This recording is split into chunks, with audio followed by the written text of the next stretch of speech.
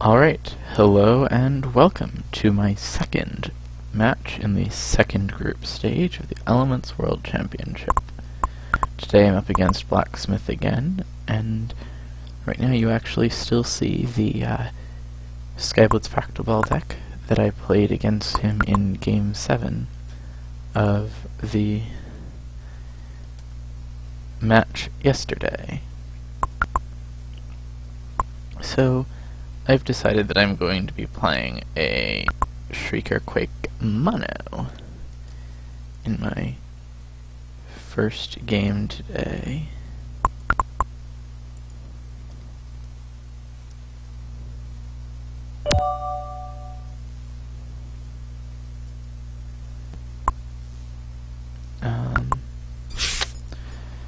You'll notice the element list is very different from yesterday's game, and this is an acceptable starting hand. It means that I will have the early opportunity to deny his advances, while not necessarily having the strongest opening of my own, unless I start drawing my Shriekers, but that is an acceptable condition.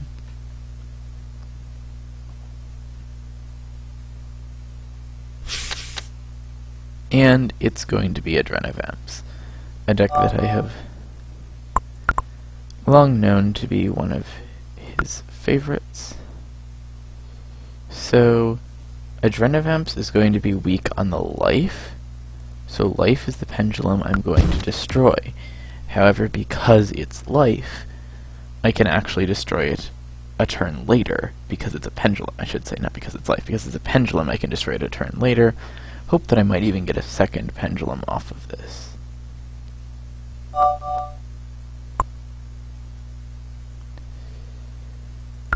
I'm curious what his deck is going to be. Okay, so he's staggered those, which means he will still get life quanta, even after the first Quake. I just have to deny Adrens as long as I can. My Shriekers will deal 10 damage, his Vamps heal 12 if they're Adrend, or 8 if he doesn't get a Nightfall. There we go. So that is a Vamp. I can't really stop this Vamp from getting Adrend, or at least it's not worthwhile to yet, unfortunately.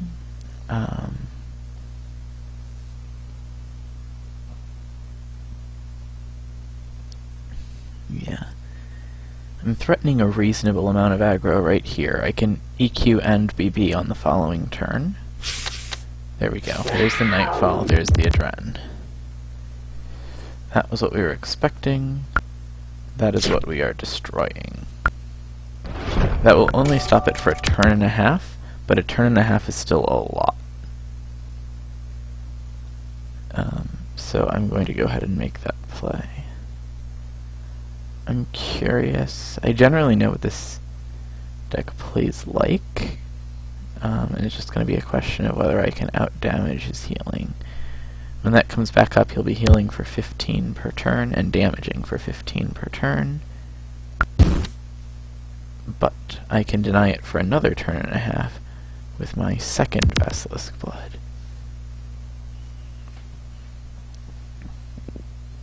So this turn he'll heal for 9 and be up to 63. And then I can put him back down to 3 healing for a turn. The early Nightfall is very strong for him here.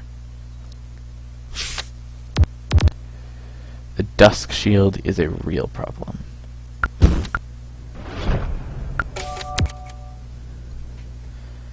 So this is actually a situation where the duo version of this deck would have been much, much stronger. But there's nothing I can do about that. I couldn't have known that ahead of time. This Dusk Shield effectively cuts me in half. I'll be looking at 38 damage per turn, potentially, which cut in half is about equal to the healing he has. Okay. So this turn he'll heal for 12 and be up to 41. I basically need 2 good turns from my heal. Or I need to draw another BB. Or more Shriekers.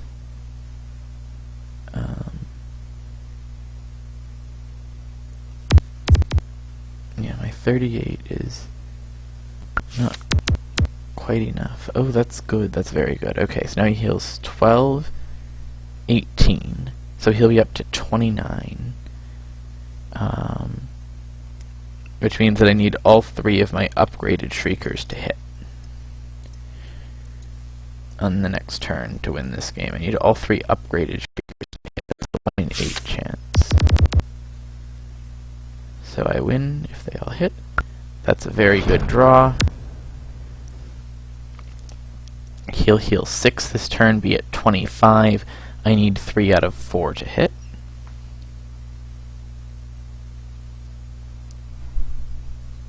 Which is about a 50% chance. A little less than a 50% chance. 25. Make that 28. I still need any 3 out of 4 to hit. And that is the game.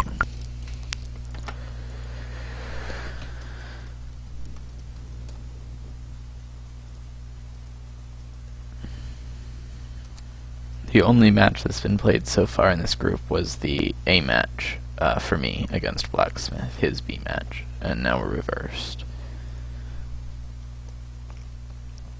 That was Earth, and that is Life Darkness for him.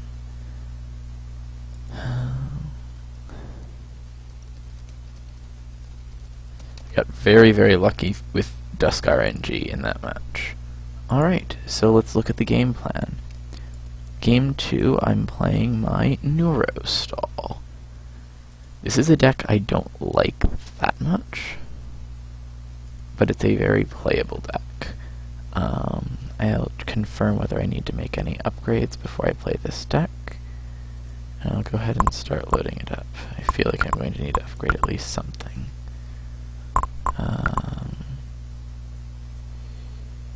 Yeah, let's see. I need to upgrade 5 Dune Scorpions.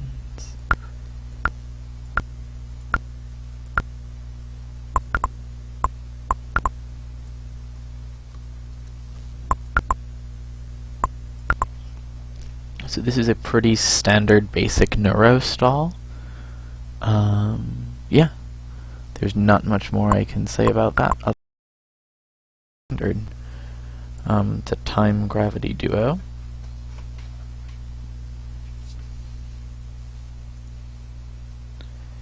Which are the 2 elements he threw on me as of the first round of that.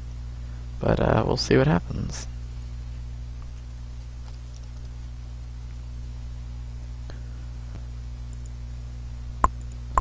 I also had very good RNG with drawing my Shriekers in the Shrieker Quake.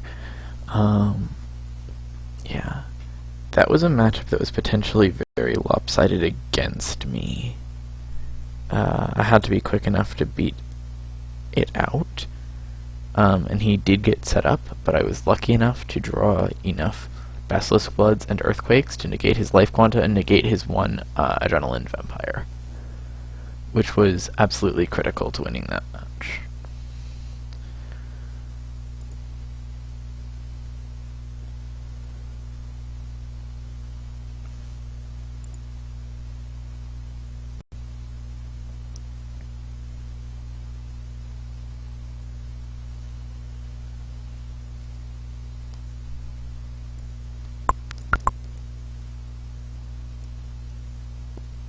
That Adrenavamp deck is very similar to a deck that I enjoyed playing in one of the previous seasons of ABL, and it did serve me fairly well in that season. And I really can just say that it is a very, very viable deck, and a deck that I think is underplayed broadly, and looked very cool. When it is played well. So we're waiting for Blacksmith at the moment. So yeah, back when I was preparing decks for a different event, Blacksmith was one of my testing partners, and the deck that I played against him in Game 7 of yesterday's match was actually a deck he had seen. He was not especially enthusiastic about the deck at the time, if I remember correctly, but I thought the deck had a lot of potential, and the player who'd played it before I had, Dragon's Domain, had also had moderate success with the deck.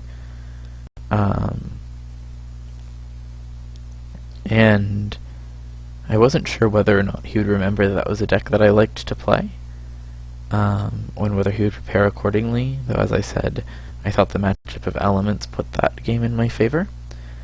But yeah, so I'm wondering whether he'll go back and look up that deck that I used yesterday and try to use it today, given that he possesses both air and ether today. I'm not sure whether or not he will. It would be an interesting option for him to go to.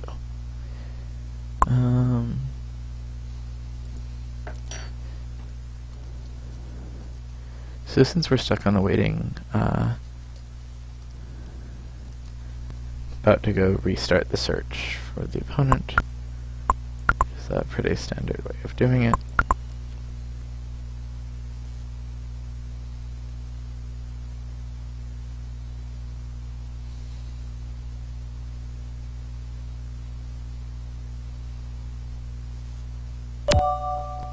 There we go.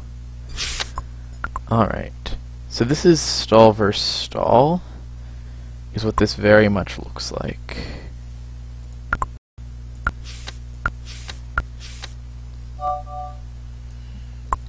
So, at a glance, this is going to look very, very much like I'm playing Pharaohs. I'm not playing Pharaohs, obviously. You see that I'm playing a Neuro stall. I wonder how much he's going to try to play around Pharaohs and whether that will affect his win percentage in this matchup. Oh, he's playing Adrenistaves. That's very interesting. Alright, so he's playing Adrenistaves in the 8th slot.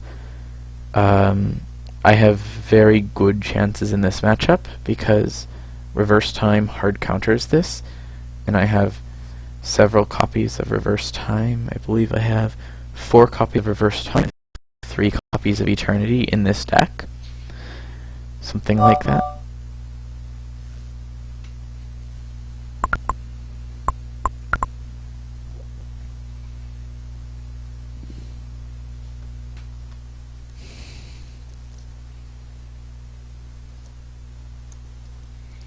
Yeah.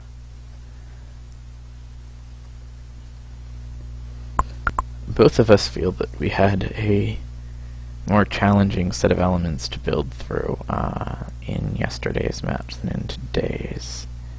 So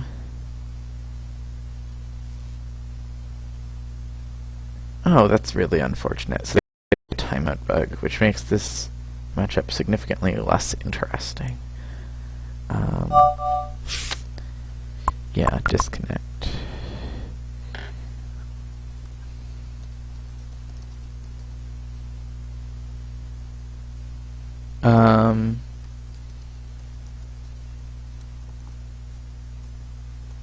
So we're deciding whether we're going to play it out or whether we're just going to research.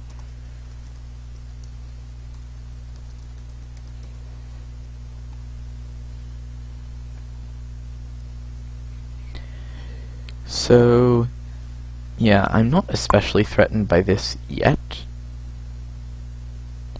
I'm going to go ahead and continue playing as though we're playing it out. Yeah, he agrees.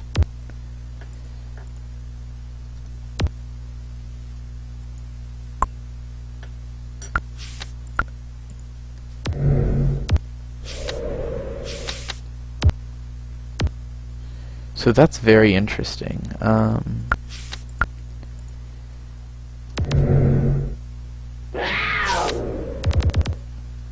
Yeah. his AI does not know the matchup at all here. So we're going to reverse the green nymph, and we'll reverse the staff.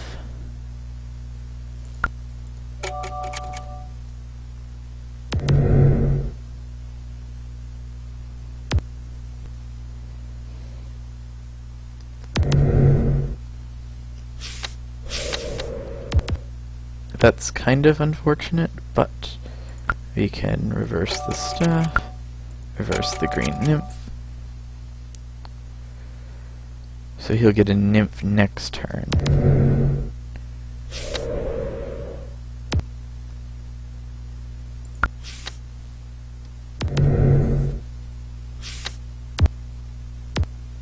My opponent beat AI. I'm about to beat AI on the next turn.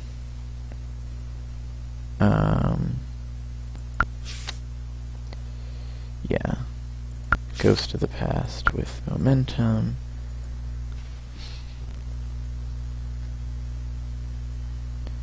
So I will take this screenshot.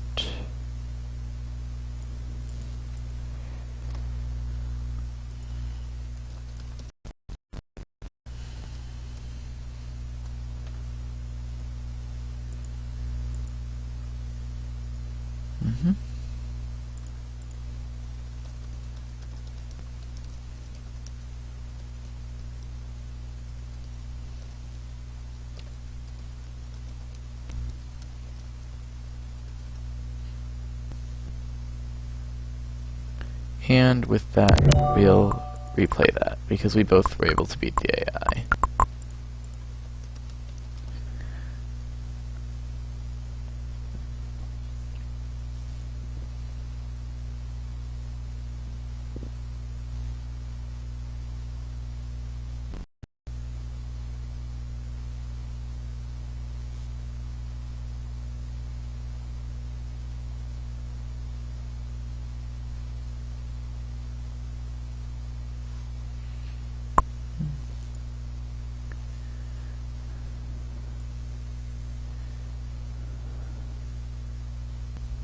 Yeah, I bet my AI like misplayed with Ghost or the something.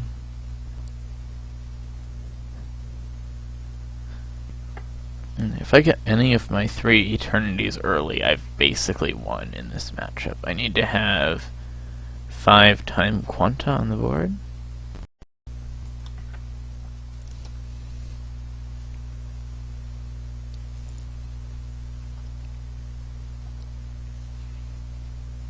So I want to get 5 time quanta to the board ASAP. With 10 time quanta in my deck, 1 out of every 3 cards, or approximately 2 cards from my opening hand. Chances are decent of getting Eternity by turn 3, which would also be fairly early for him to get staves. So, odds aren't too bad.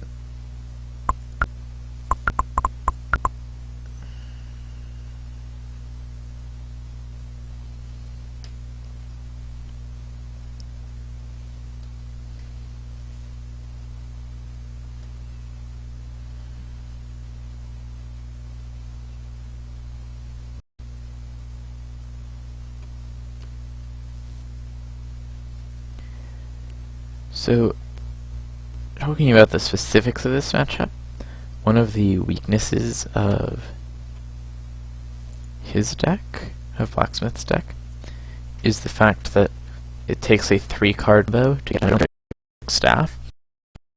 By playing staff into flying weapon.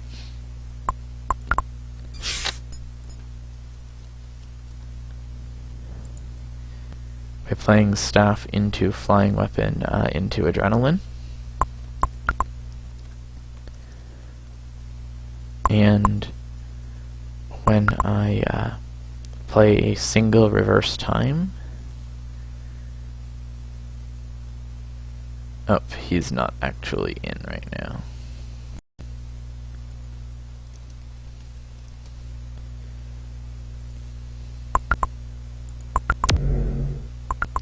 Yeah, he's not actually in that, so let's try that again. The server is a little bit unstable right now, unfortunately. Now there we go. That should be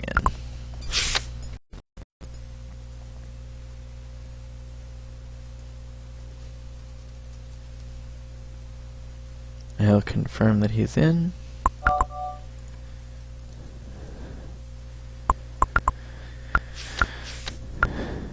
Whoop, that was a mistake. Whoopsies. I misclicked my third time factory. It won't be a significant mistake. I'll be like 1 quanta less for the match as a whole, but that's not that big of a mistake. Because I'll still get my turn 3 eternity. There's a staff. Yep.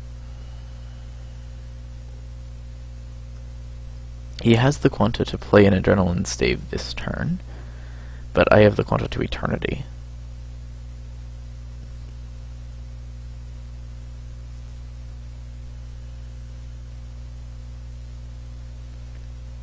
If he has the full combo. Yep, he did get the full combo. Impressive. Alright. So I'm going to take 8 damage from that, but then I'll get to get rid of it. And they've effectively killed off 1 adrenaline and 1 flying weapon from his deck.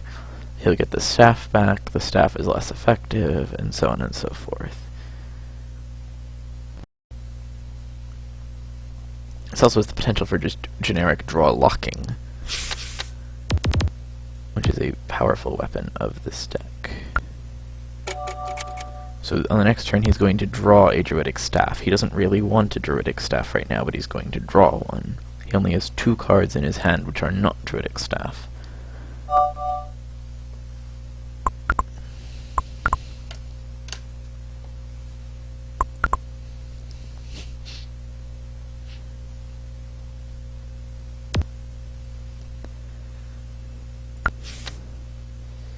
So right here I need to start building up the poison, more than I need to do anything else, because now every card he plays is going to be a problem.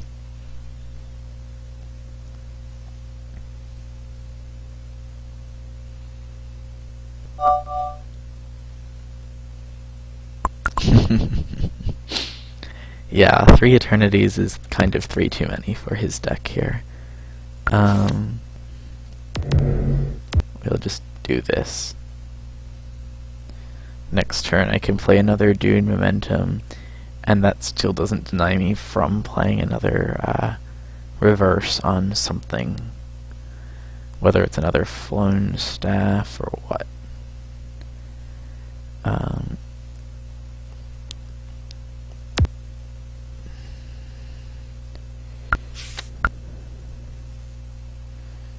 That's awesome. Yeah. So, Neurostall is a really interesting synergy. This is not the way a Neurostall expects to play. A Neurostall generally relies a lot more on draw-locking opponents and tends to be stronger against creature-oriented decks. However, this just sort of... well, it's just an alternate win con for Neurostall, is having effectively 7 cards that reverse, that rewind. Rewind being the formal name of the Eternity/reverse time effect.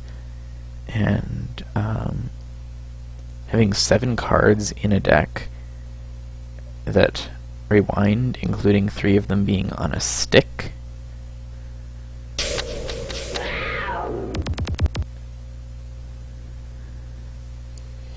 yeah, I think that's just about going to be game.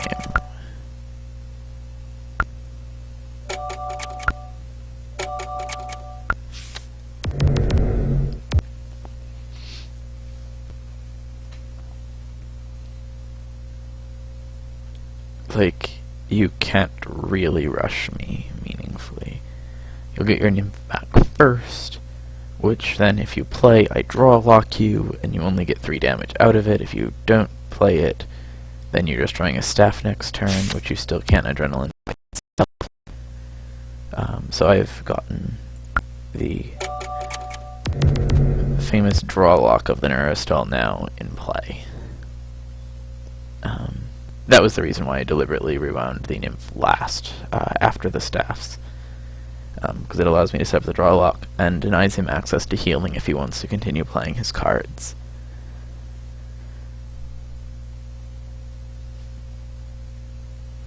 Yep, and there it is. I believe that's sufficient. 16, which means I need 9. Yeah, that's sufficient.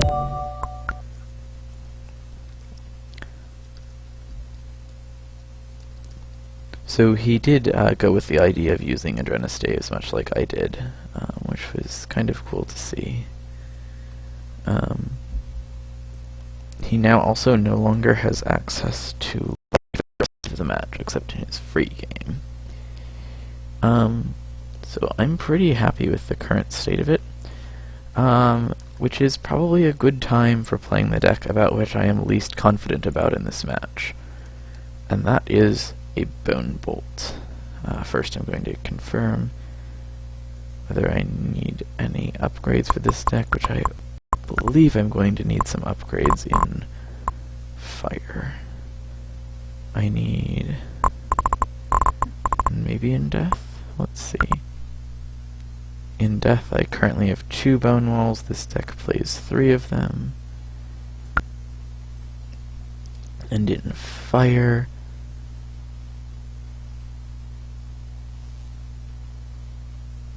I need 3 Fire Bolts.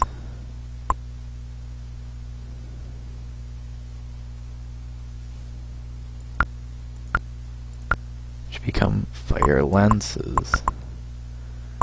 Now, that should mean I can import this deck. What the heck? Okay. So I'm missing several Death Pens and 3 Rage Elixirs. Alright, let's just...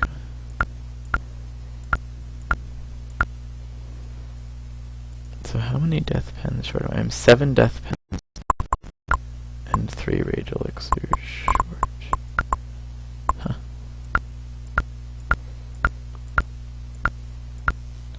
Seven Death Pens and 3 Rage Elixirs short.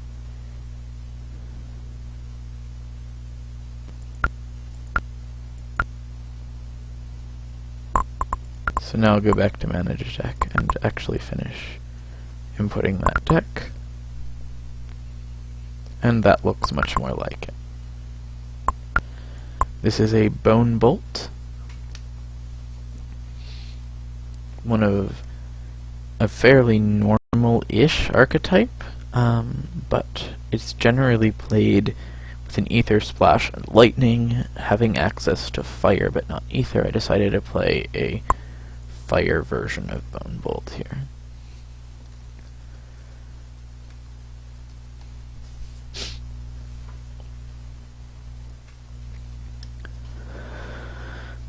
Taking a 2-0 lead here is very nice, because it means that I've at least gotten 2 wins out of this, and I like my chances of getting at least 1 more win at some point in this match, which means that even if I lose the match, I'll probably have gotten at least a bit, which is a thing that is kind of useful to me.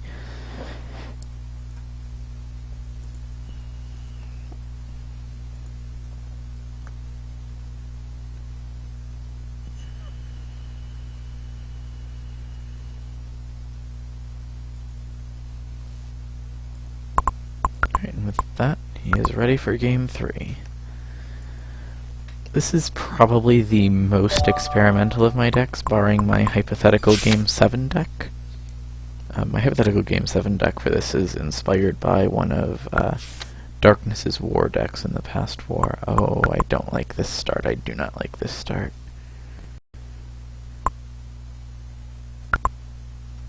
Yeah, 1 Quana starts are not good for a deck like this. I mean, I can play Firelands on 1. This looks like Mono Dark.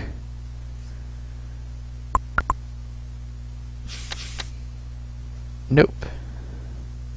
This is not in fact mono dark. He thinks he predicted right.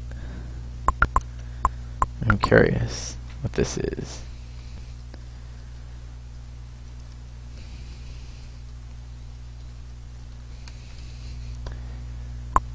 I'm wondering whether he actually is predicting a bone bolt here or not. I'm not generally that big on bone bolt. I'm not a huge fan of the play. I personally, in the tiers for BL and CL, consider bone bolt to be in about the A- tier, whereas many other players have it in like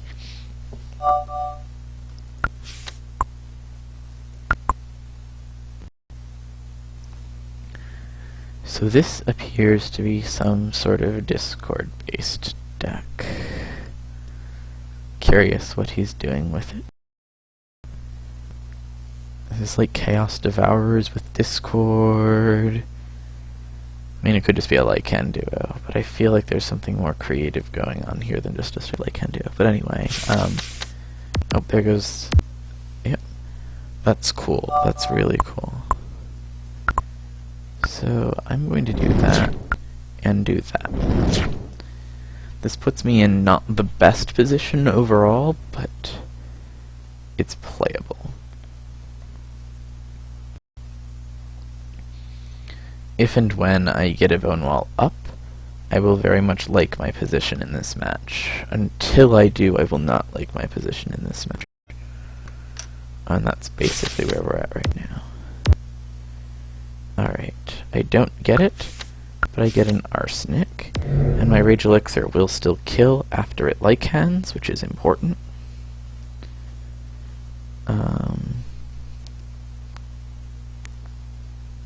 So the real question is, what other sort of damage sources does he have?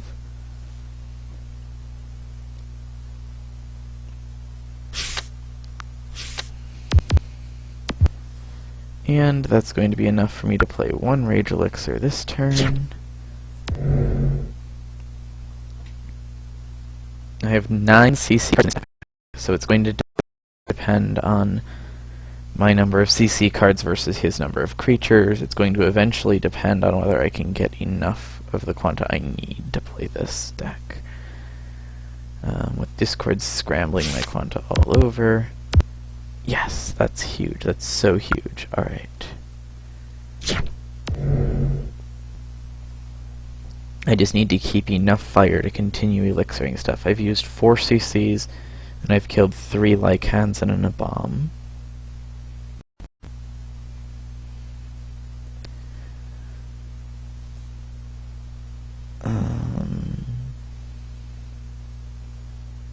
Yeah.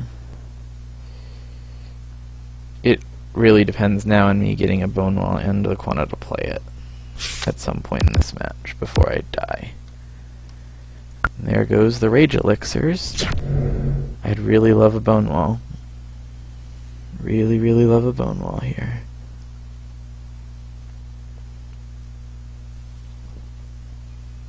Too many plagues and not enough bone walls in this deck, though I'm not sure I would have had the quanta to play it on most of the turns anyway. But yeah. Yeah, that's not gonna do it. I mean, I can plague, but that doesn't do enough.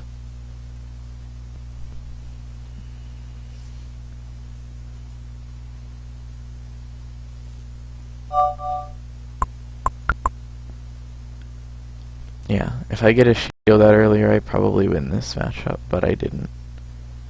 He is basically correct on that. I have literally one more turn to get a shield. I don't even have the quanta for it. Doesn't matter. I have that, which buys me exactly one more turn to get it. He'll be 4 damage short this turn. 5 damage short this turn, unless he has another creature from hand.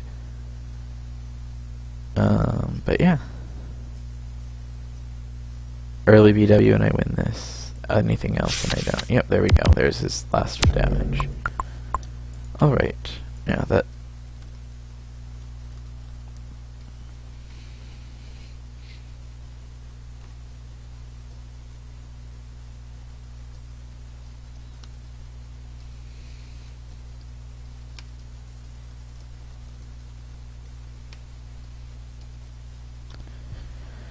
If I'd run Bone Wall early, I'd probably win that match. But RNG, you have to, you've got 3 copies in a 33 card deck. That's what happens.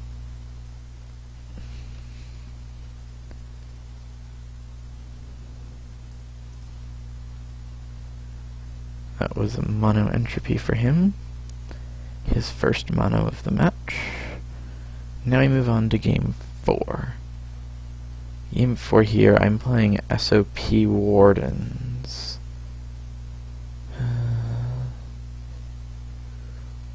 SOP Wardens at 16. So we'll do a quick evaluation. SOP Wardens at 16, and I have all of the ups required to play this deck. So we're going to just stick it right in.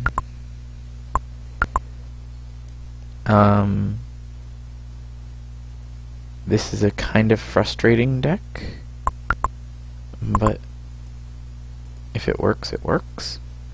He's tended to play ground-based creatures, which means that I should have a pretty decent chance to play this deck. Yeah.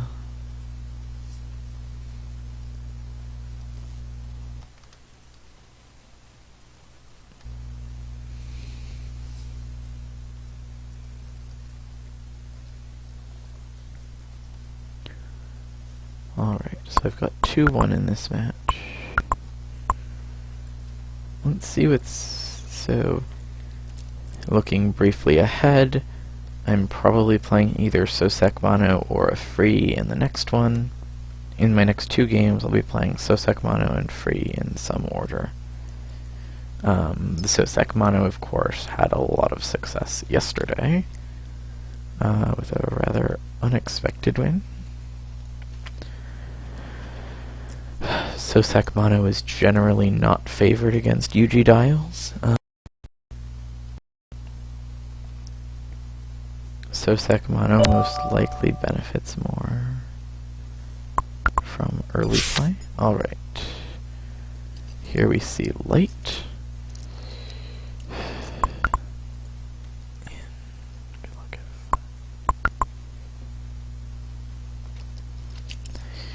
So yeah, you get to see this deck in action. Dry spell is cool. Oh no, it's air and light. That's not what I wanted to see right here at all.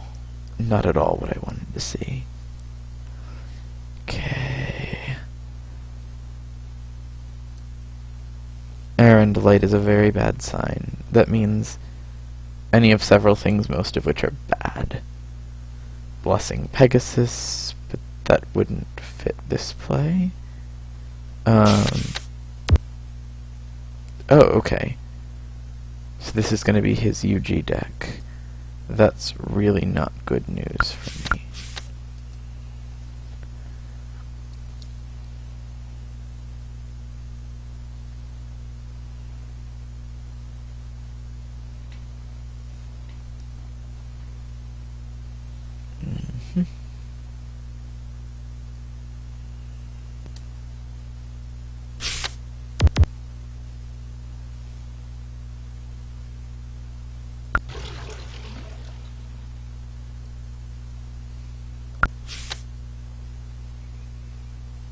Shard of Patience.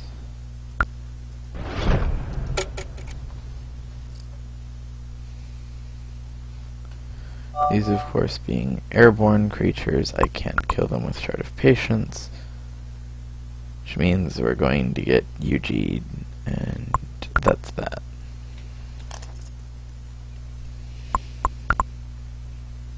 Yeah, this is basically unwinnable. Unless I get a permafrost out or something. That still counts as basically unwinnable.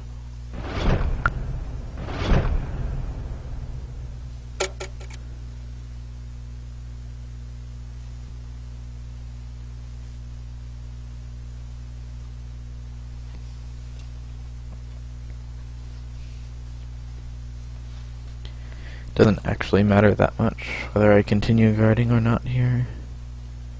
Yeah. like, I'll continue taking damage, but... Oh, there we go. That is actually where guarding is going to become meaningful.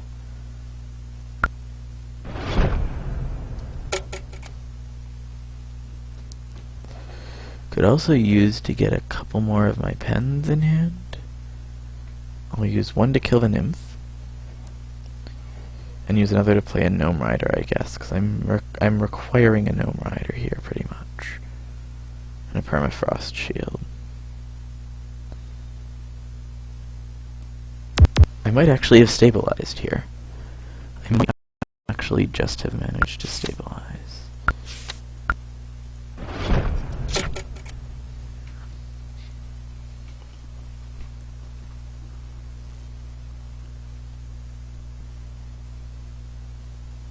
So the question is going to be, how many straight UGs are in his deck? I've got 3 more dry spells, which could be very strong if played at the right time. Perma's gonna hurt. I can kill another nymph if one comes. My chances are acceptable. That's a little bit more than acceptable. Gnome rider. One of them guards a firefly. Okay, my current damage is 28. And I'm increasing by 8 per turn. One more warden would be great.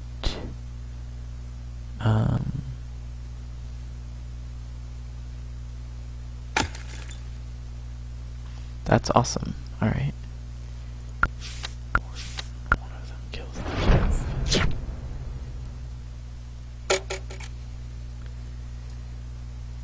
Alright, so now we've got 24, 25, 26, 29, 29, and 12. It's like 40 DK position. This is now starting to get very winnable. So I'm going to EQ that, because that's starting to get meaningful. I'm going to guard that. I'm going to play that. Now when you run out of dials, I start, yeah. You need 3.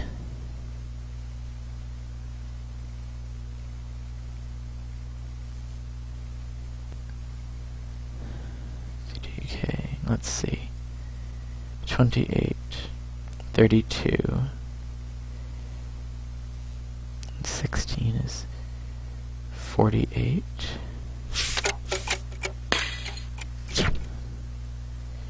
Yeah. That's an amazing card right there.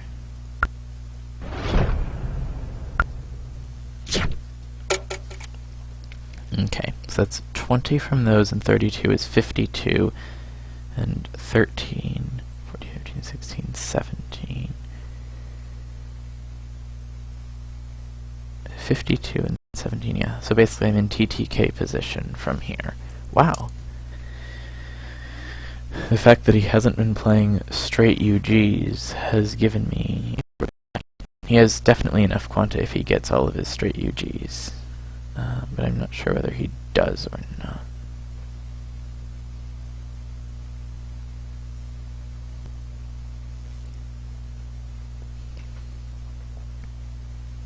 He's gotten 3 dials in about half of his deck. Oh, that ends it. That ends the game. Alright, that was well played on his part, and there's nothing more I can do. Yep, that's just GG.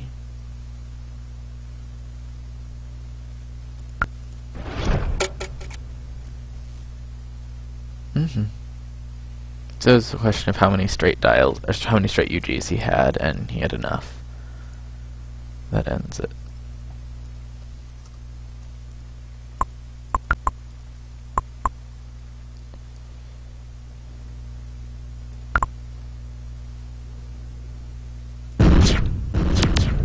Oh wait, he doesn't have access to time. Oh, that was his free game. Right, okay. That was his free game. That makes sense. So he used his free. That was Water Earth. For me. Yeah. That was his free. Alright, that's cool. Alright, so we were at 2-2.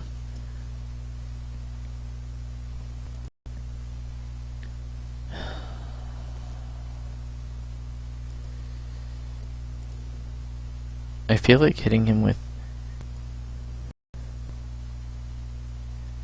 Game 5 Sosak might be the right choice. Because I hit him with Game 6 Sosak last time. I can double Sosak if desired, too. Yeah, so that's Sosak Mono. Right there is a 20 up Sosak Mono. Because those Shard of Sacrifices are an additional 12 ups.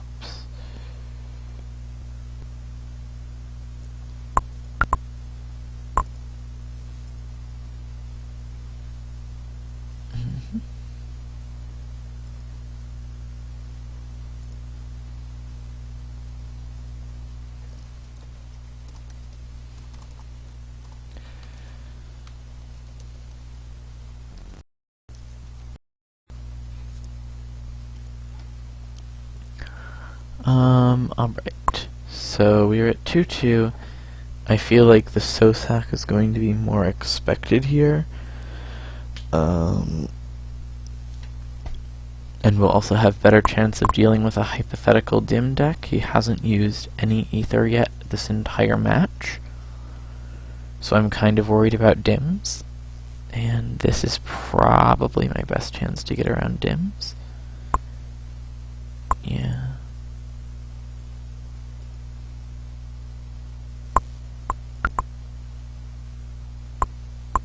Oop, wrong button. I should not have done that. Oh well.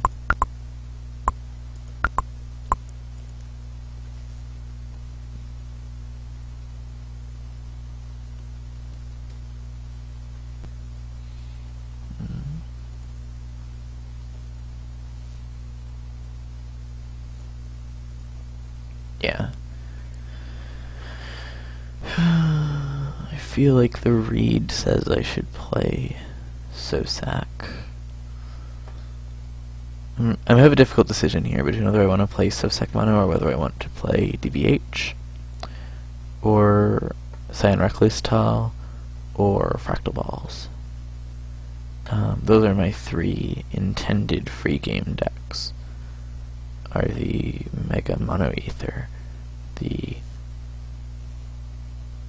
DBH, and this Skyblitz deck, which I used last game because I had Air and Ether, not as a free game deck.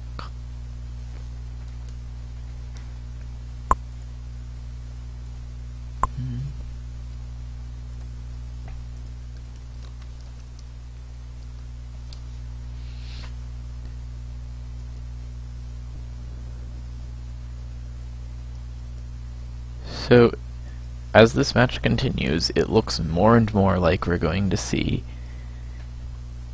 like there's a much greater chance we're going to see my somewhat experimental deck that I started talking about earlier in the broadcast.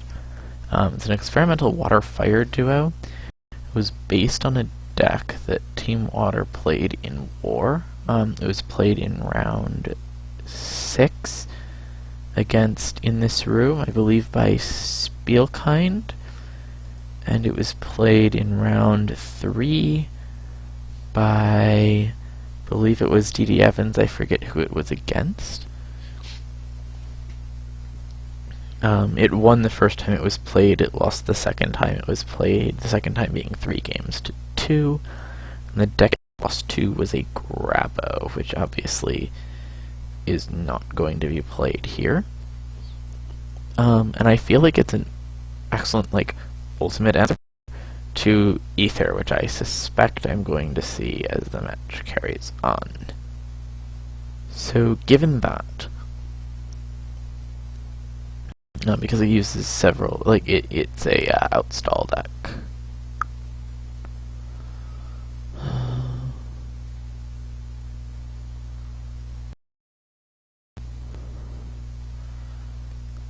Here, Blacksmith is kind of likely to play some sort of aggressive deck containing Aether.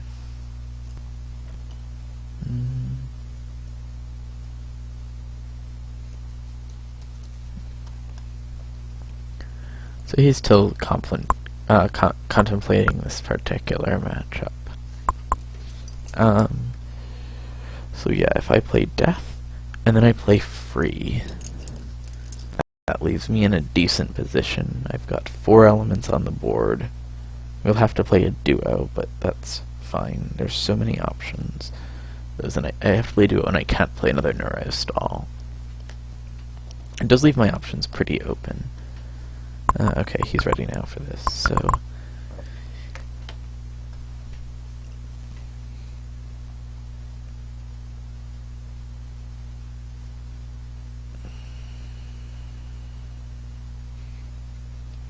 The question is whether or not he'll play a deck that overcommits in this matchup.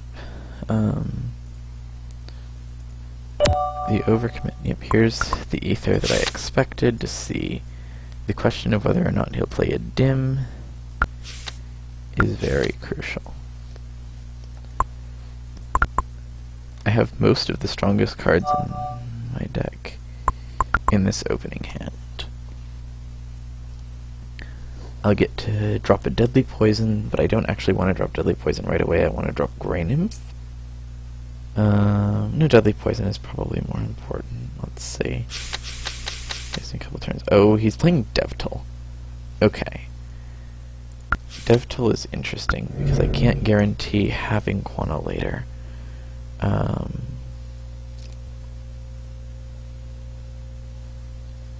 But yeah, this is the very least a playable match for me if I get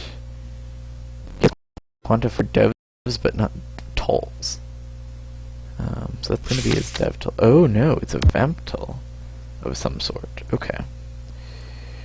Alright. Can I play the Deadly Poison? 1, 2, 3, 4 would take me up to 9, so no.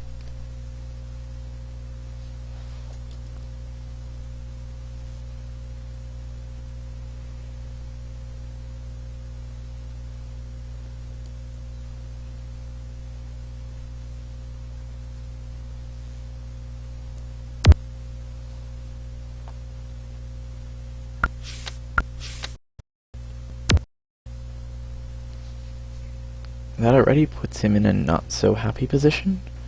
Now I get another Deadly Poison.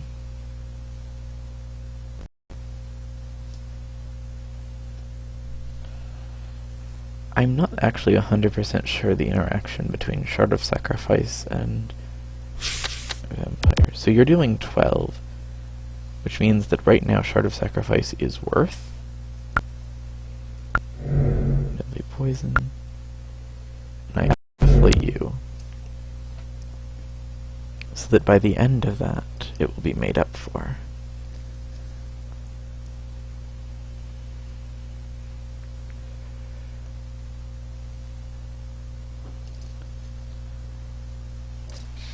It's 2 turns and you'll be weaker at the end.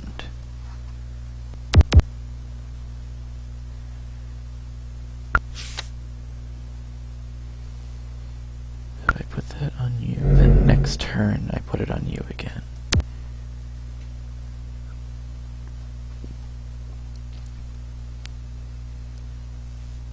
This is very acceptable position to be in for me.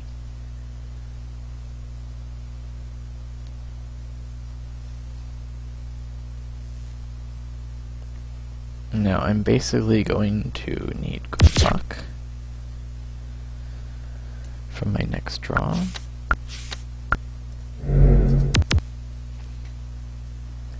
He can't be happy about this. He'll deal 7 damage and heal 6. Unless he has something dangerous in his hand to play. What's interesting is that his Eclipse is actually buffing up my damage too.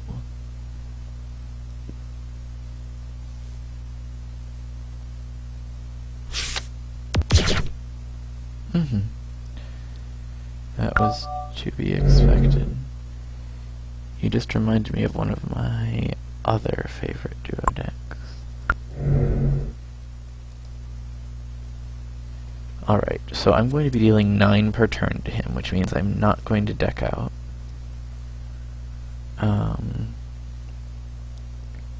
But it means I'm going to have to be kind of careful, and I should hope that I draw one of my 2 bone walls in this deck kind of soon.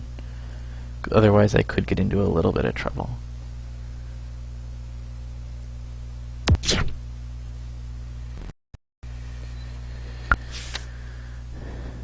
I draw either of the bone walls in this deck, I'm probably golden.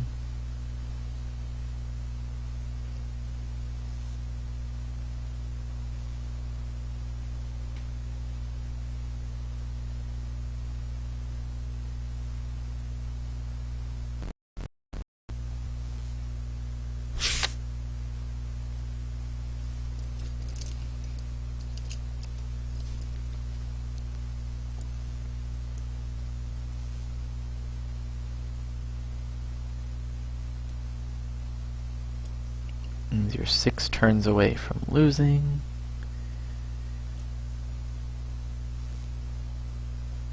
If I get you within 2 turns, I can play the other Sosak, but don't really want to do that yet.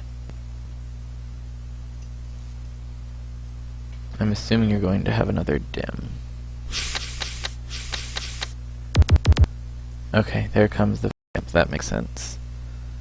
Alright, that's just... it's almost just GG.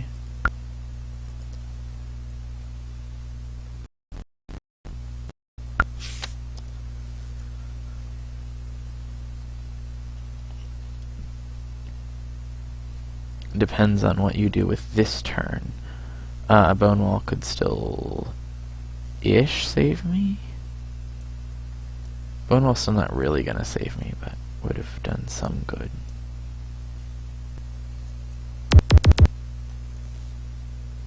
So that Vamptle was kind of nice on his part. Yep.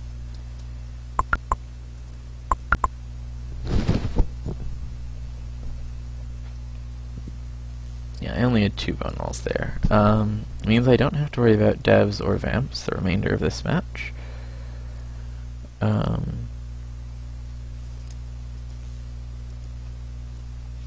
Alright. That was interesting.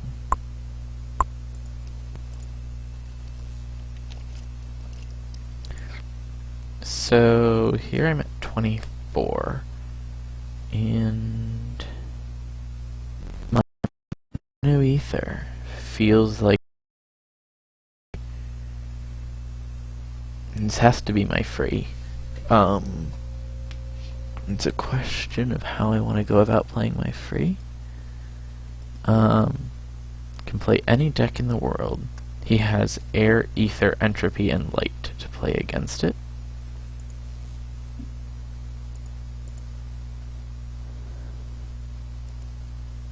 Shoot, I don't have the right deck loaded. How am I going to do this?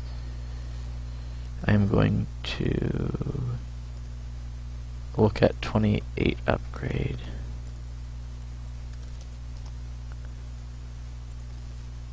Mono ether here? Yeah, and then just take the scions back down. I think that's the plan. Yeah, that should be the plan. So that means I need to upgrade 2 dims and 2 quanas. Actually, no. There's no reason for me to use up dims in this match.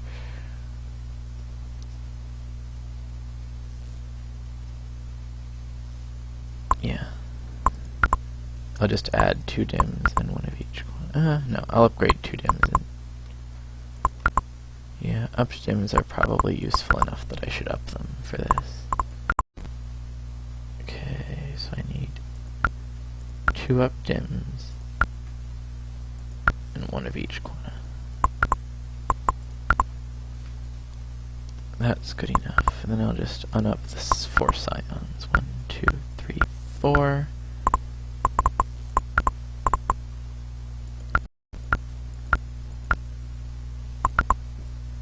There we go.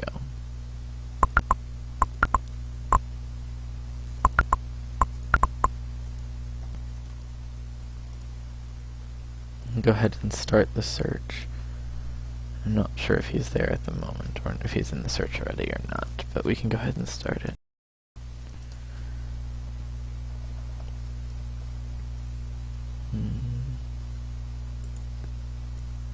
This is the risky game. This is the very, very risky game. Discord will make this deck very sad. Discord will make this deck very, very sad if he plays it.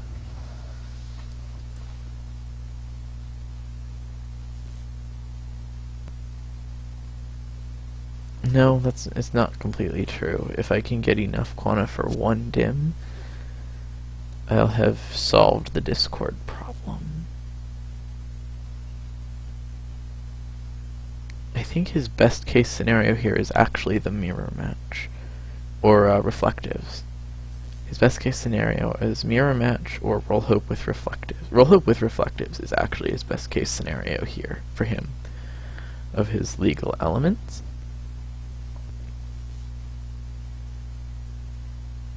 Yeah.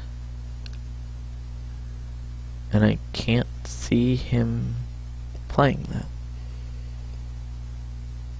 that. There's simply too many ups in play for a reflective roll hope to be the optimal play. I mean, he could be in donkey space, but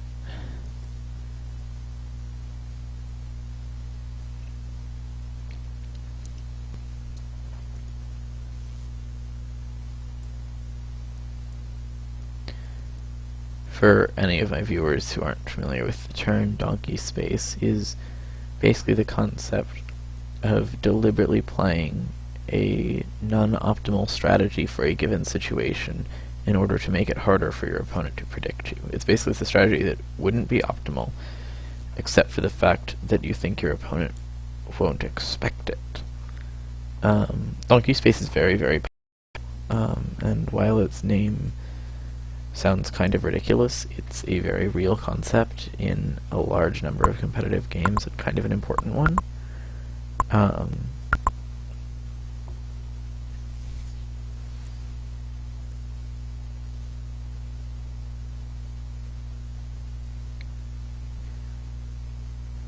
Notable examples would be things like deliberately using an ace the turn after you power up for it in Yomi. Playing a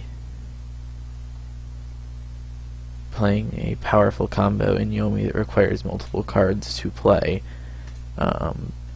like without dodging into it, or a powerful multi-card attack, I should say, not a combo, but a multi-card attack, that such as a pumped attack, or even just one that takes multiple cards to play, but playing it directly instead of dodging into it in Yomi. In a game like Super Smash Brothers, like spamming your smashes as they're heading for the ledge, which is kind of suboptimal because it can be very punished, but if the opponent isn't ready to react to a heavy attack, bad things can happen to them.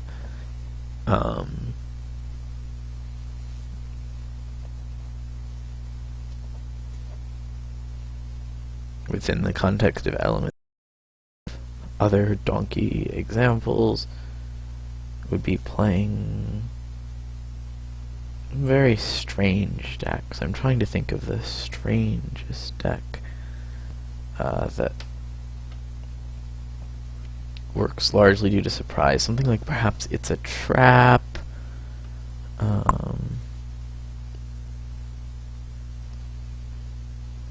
It's a Trap is a very, very good example of donkey space. It's technically a little bit inferior to a traditional grabo, but the unexpectedness of it and your opponent's not packing the right cards to counter it makes it a worthwhile play in some situations.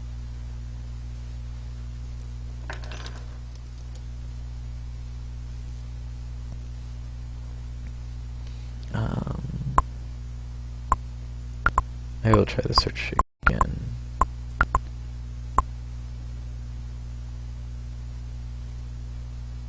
Negotiating, there we go. Now I'm in.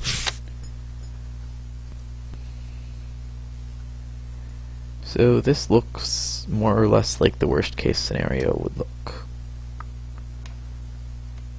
That is to say, disco. Chaos worms. Oh, that's not anywhere near as bad as I thought. Alright.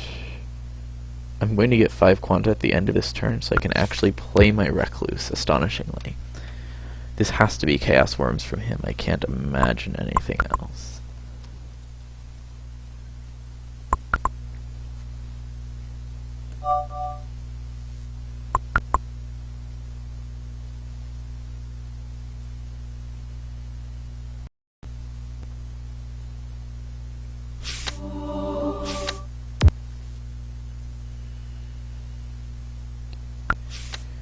Yep, there's the killer. I have to draw dims. There are like 5 more dims in this deck, but so I have to draw them. But I can't afford for him to disco me, so he probably isn't packing disco actually. He doesn't have entropy quanta other than the mark so far. So there's that at least. Start playing the scions themselves.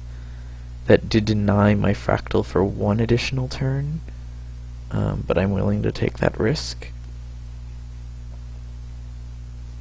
Like, double T-Storm is my worst case scenario here, which would actually be pretty bad.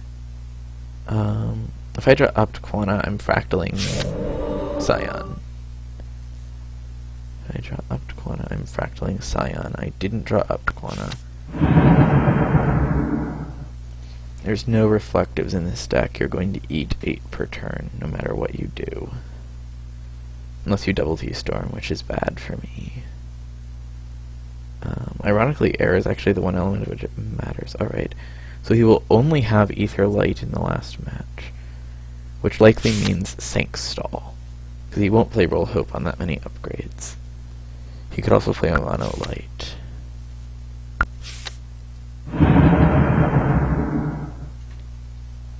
So yeah, his 2 choices are basically play a Mono Light or play an Ether Light Sync Stall. Because he'll be out of everything else. Or he could play his own Mono Ether there. If he plays his own Mono Ether, my deck probably doesn't win. But I don't have a deck that does win, so there's that. I don't have a deck that beats his Mono Ether. It's still available to me, at least. He gets his damsel down.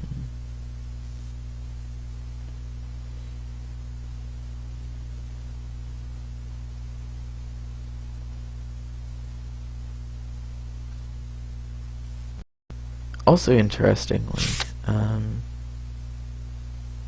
playing my Mono Death in this slot would not have been a good decision.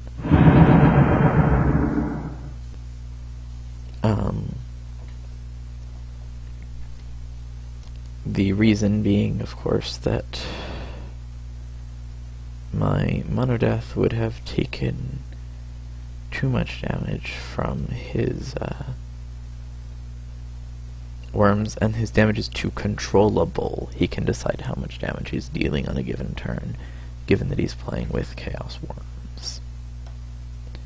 So I have 2 turns to victory because I can double Scion, which ups my damage to 20. And barring something really unexpected like antimatters, it's going to be okay. Yeah, Recluse isn't airborne. Might have a timeout here.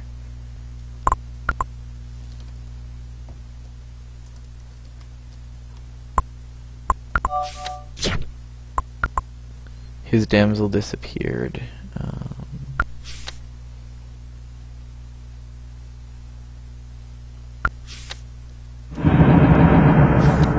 But but that's okay. Yeah, I don't see any other way he has of winning.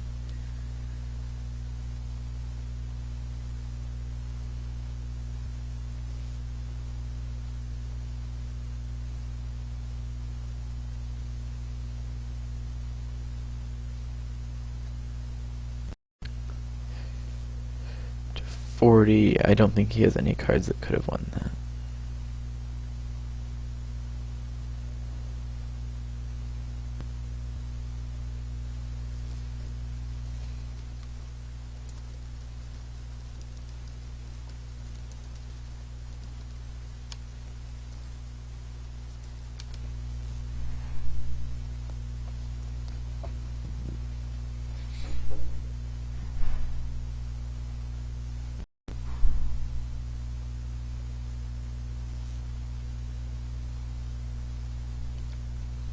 Yeah, this is bug.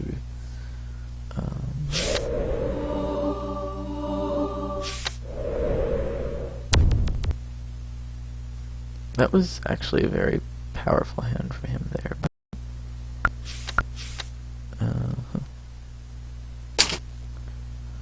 I'll take the screenshot.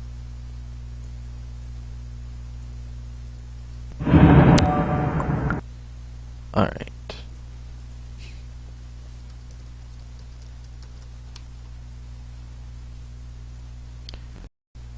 Mono Ether is kind of an unusual choice for a free game, but it worked. Yeah, he lost to AI. Air and Entropy were used by him. This means that you'll get to see my very experimental Game 7 deck into a Sankstall, most likely, possibly a Roll Hope, possibly a Mono Ether.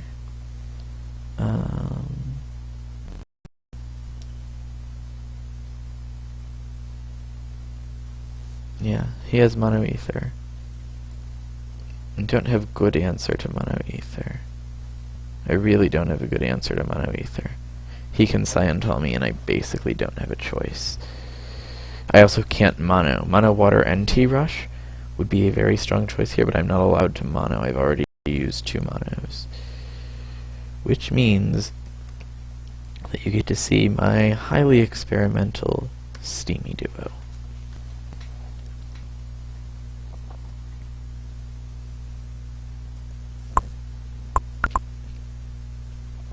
If this deck fails, I will still have gotten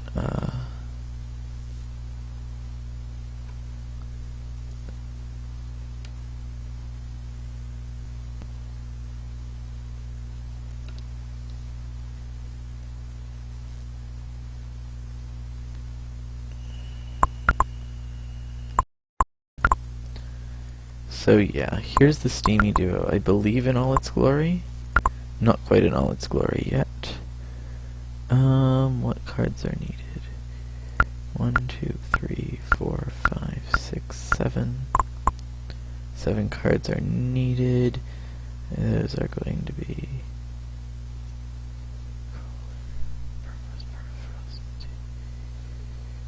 I need 4 Steamies, 2 Desiccations, and 1 Water Pent. 4 Steamies, 2 Desiccations, and a Water Pent.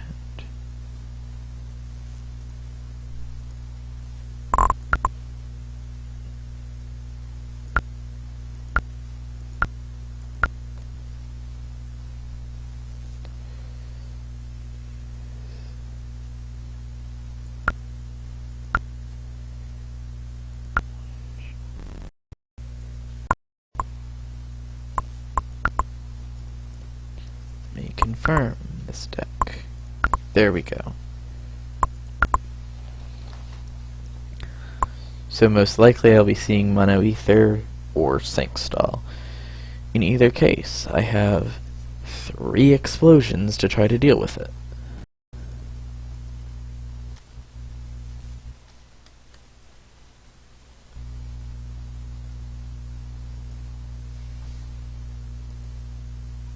my bank vaults have been severely drained by this match. Severely, severely drained. Though many of these cards I'll need in other matches anyway. Let's see. Alright.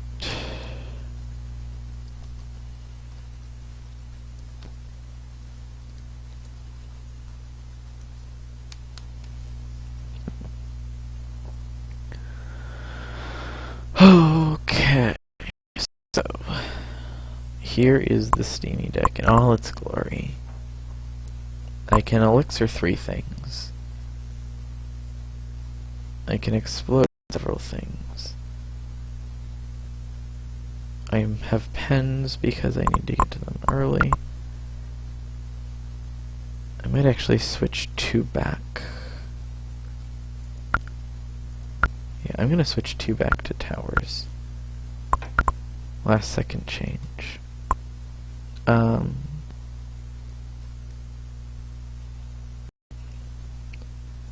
Very slight change to the deck.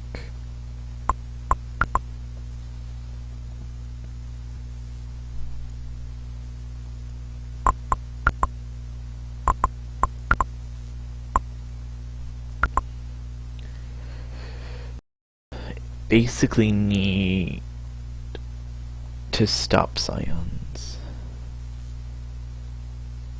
Rage Elixir is my best hope for doing that. Yeah.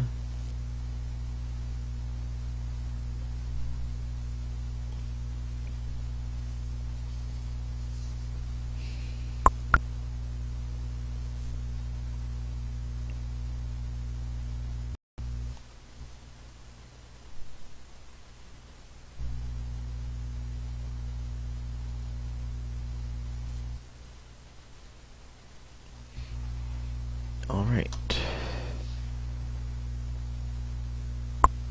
Okay, he still is considering his deck here. Yeah, so basically his decision here is between Mono Ether and Sankstall, or maybe some sort of Mono Light. Blessing Pegasus is probably the most likely Mono Light.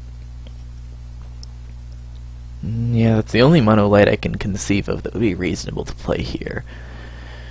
Again, Mono Light is kind of slow, probably not sufficient. So yeah. And I can't Neurostall.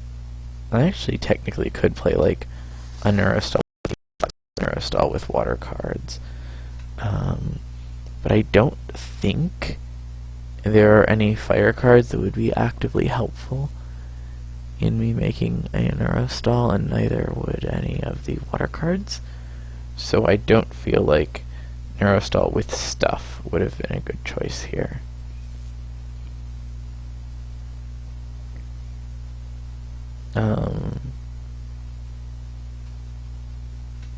Yeah. Ether is too high, with the mixed Scion Recluse Tall being the major problem. Yeah.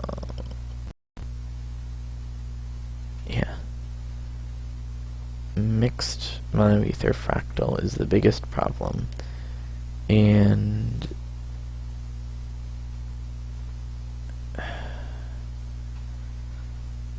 I basically I don't have any options that can beat that. Like a straight NT will have splashed fire cards off the mark, maybe. This is Sankstall, I should win, because I can, like, easily 3 TK if it's Sankstall.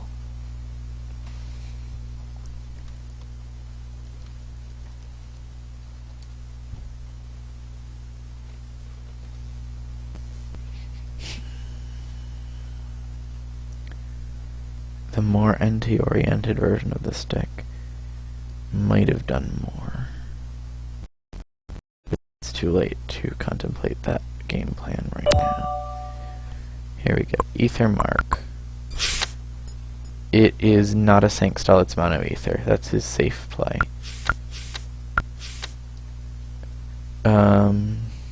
Yeah, there's nothing else that can be said. I have to get the steamies going.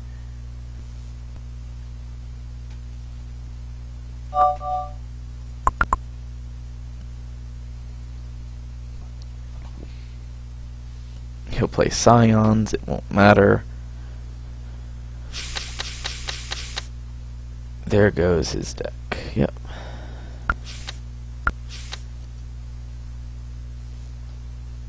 If his deck comes out as Recluses, I can desiccate after he plays them.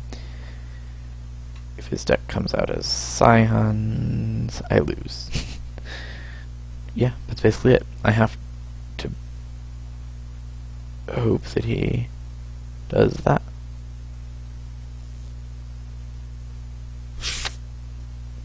He doesn't have a fractal target yet. Okay. That's strong for me, that he doesn't have a fractal target yet. It's not enough to win in and of itself, mind you, but his lacking an early fractal target means there's still some chance. I will have to NT onto append. I'm already quanta tight. Somehow. He has all the quanta in the world, but he wants to fractal. So all the quanta in the world isn't going to help him when it comes time to fractal, except for post-fractal. The fact that he's had several turns to build up his quanta is going to make relatively little difference.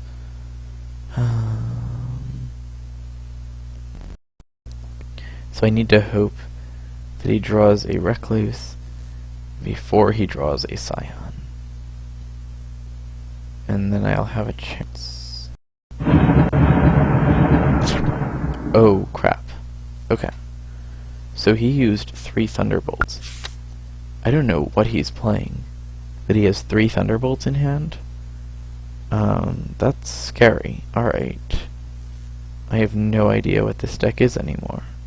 It looked like a standard Scion Recluse rush. But this is something else entirely. Is this Roll Hope? I don't know. I've got 3 more machines in this deck.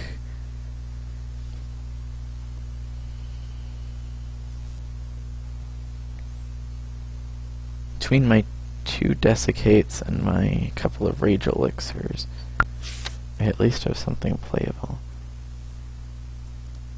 I want to incentivize him. So the thing is, because of coin toss, he decks out first.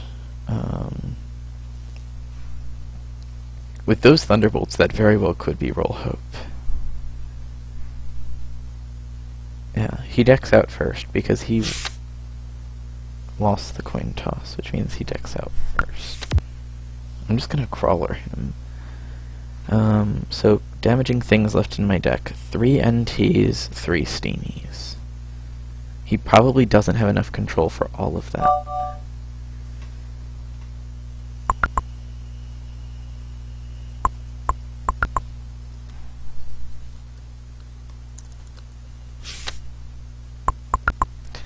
Yeah, we both need very specific cards. So somehow a match that should be horrifically against me is actually starting to look in my favor, this matchup. I'll say that this looks too good to be true, and there's probably something really nasty that I haven't thought about that could be waiting. But amazingly, a Firestorm could actually have been a really cool include in this deck. I never expected it to be because this match is not playing out the way I thought it would. So I didn't prep Firestorm, but yeah.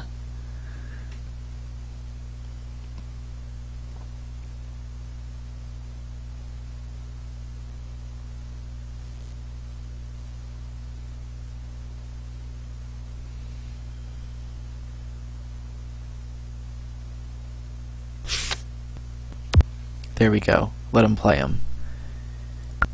Let him play them. We're gonna Desi them. And he's going to be so sad. He'll get 2 more down this turn, possibly 3 if he draws Quanta.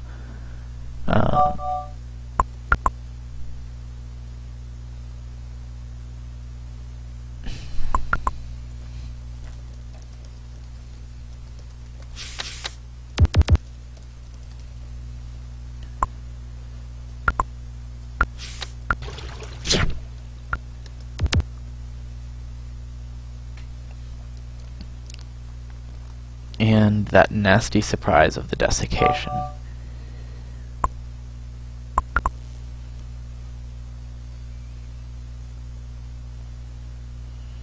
If he was in a race with NT, spiders would have been stronger. I'll even mention that.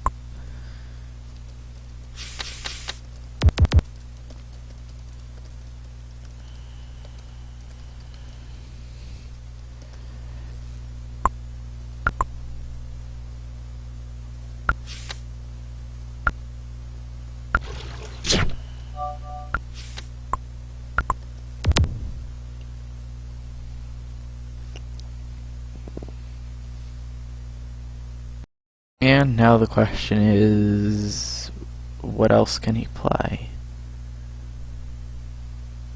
Yeah. That's the match. So I will have 8-6, both matches over Blacksmith by the score of 4-3.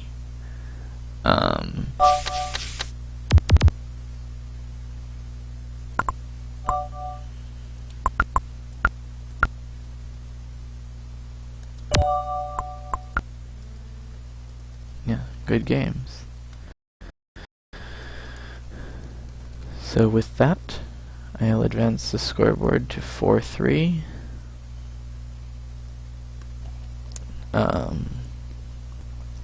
And that was the game. Thanks for watching, and I hope to bring you my matches against Root Ranger and Regiptic in the near future. Thanks for watching, guys.